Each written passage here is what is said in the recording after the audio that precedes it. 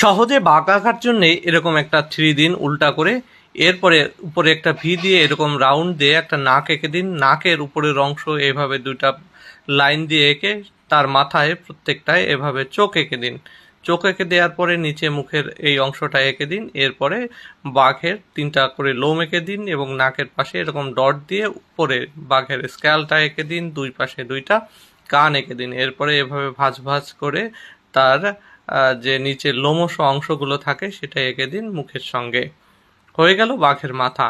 এরপরে একটা অয় দিয়ে দিন, এভাবে নিচে দাগ দিয়ে দিন, 2 পাশ থেকে এরকম বাঁকা লাইন দিয়ে বাঘের সামনের পা 2 পাশেই একই রকম পা হবে। বাঘের নখ এঁকে দিতে হবে, মাথার পেছনে লাইন দিয়ে আর একটা পেছনের পা, পেটের লাইন, এভাবে সেখানেও বাঘের সুন্দর করে পা এবং নখ এঁকে দিতে হবে। আর একটা পা খুব একটা দেখা যাবে না, এরকম একটা বাঁকা লাইন দিলে হবে। এরপর পেছনে বাঁকা লাইন দিয়ে লম্বা একটা লেজ হবে।